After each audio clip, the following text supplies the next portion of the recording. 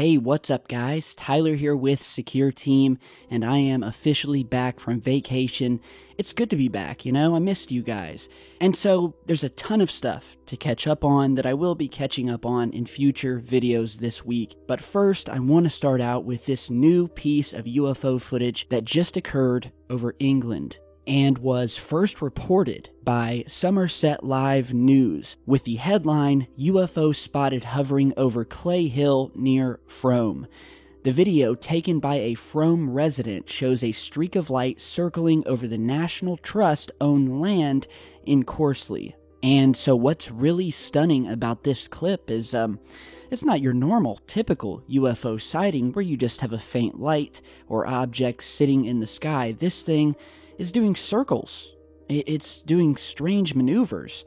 And apparently the location of where it was sighted is a hotspot for UFOs on the edge of Longleat Estate in Warminster. And the resident who took this believes the streak of light could be one of those many UFOs that have been seen over the years. Now, we have no confirmation as to what exactly this was, so it does remain an unidentified flying object. And as it happens, as I was just going through the list of emails that I have to catch up on, I received a much closer clip of this UFO. So check this out and we'll talk more in just a second.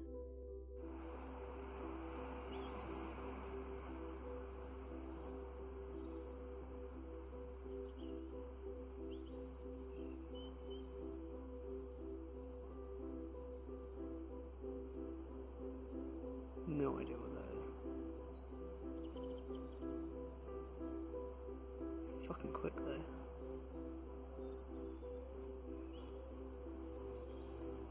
That's like a plane. It is fucking burning.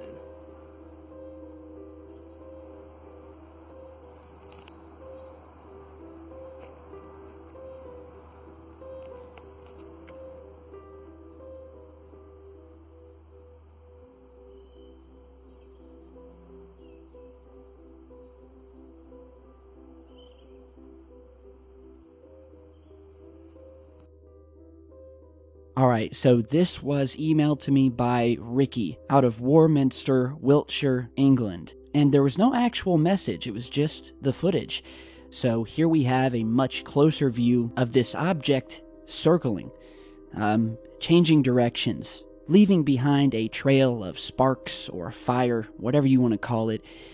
I've never seen a drone that does this, you know, I mean, I guess you could rig one to maybe shoot sparks out, but what's striking about this new clip is towards the end, it almost looks as if this object leaves something behind where you can see this light come off the back of it and just kind of sit in the sky for a few moments, and then the object that is spewing out these sparks looks to turn into two separate objects. So the object then goes behind the building, and that is the end of the clip. You know, when I first saw this sighting, I was hoping that I could get a closer view, and here we are, thanks to one of our awesome fans and fellow sky watchers over England. Let me know what you guys think this is. Maybe we can try to figure it out, but it's very strange.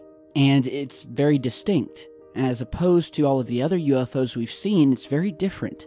And you know what else this reminded me of was a video that we posted on a year or two back where we witnessed what appeared to be an asteroid that did a 180-degree turn before hitting the ground. And if memory serves, this occurred over Hungary, because we looked at the street sign there, and yeah, it turned out to be Hungary. So again, in that footage, we had another sort of burning object that obviously, if it was an asteroid, I've never seen an asteroid make any sort of maneuver like this.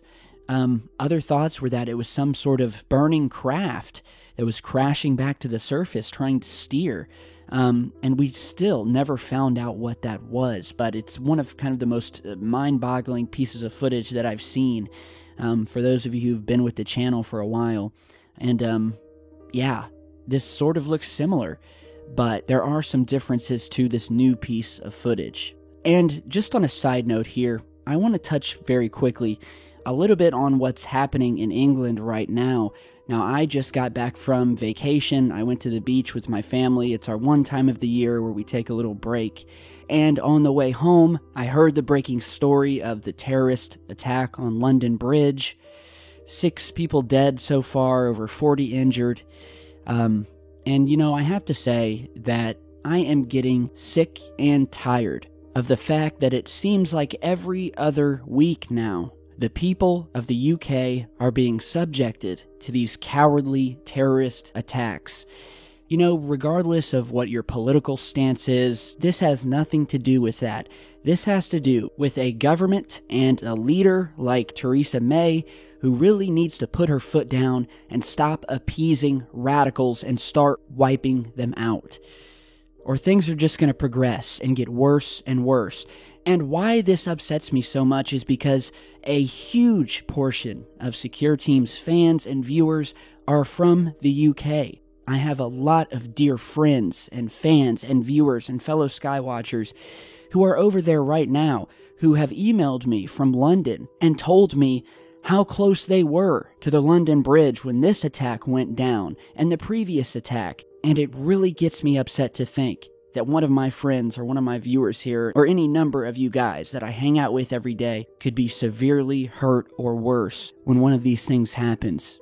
And it really does hit me in a very deep spot because I have a lot of love and friends from the UK, and I don't want anything to happen to you guys. I worry about you, I really do. So I just want you to stay safe. Like I always say at the end of my videos, be vigilant, keep your eyes open, and I really am sorry about the people who lost their lives senselessly once again, and pray for a speedy recovery for those who were lucky enough to keep their lives.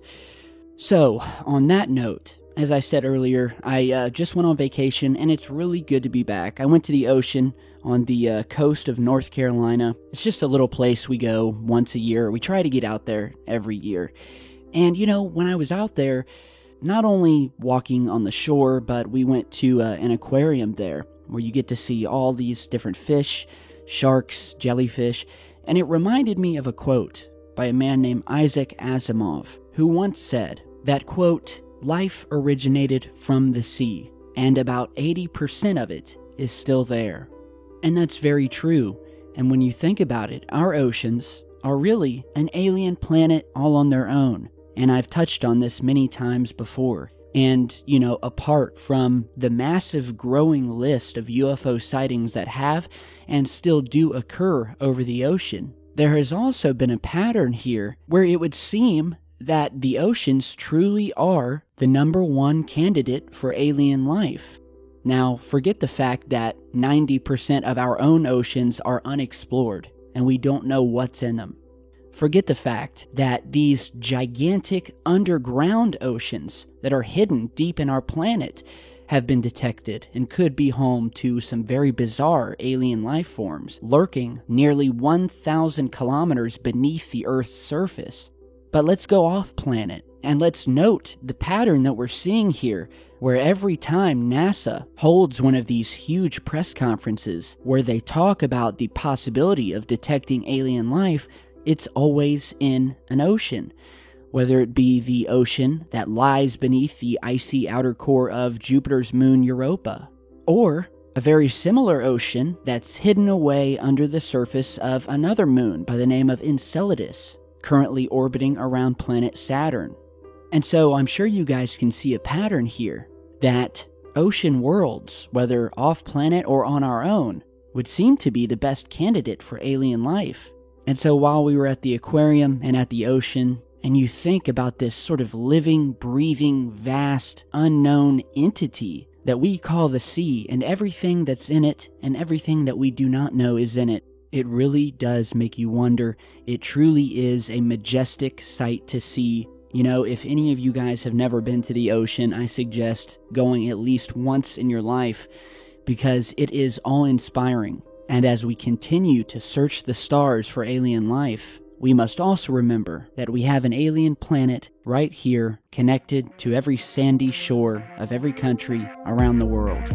I want to say thank you guys for stopping by today. I am so excited to be back. We're going to be covering a lot of awesome and interesting things, so be sure to stick around, stay safe out there, and I will see you guys back in just a bit.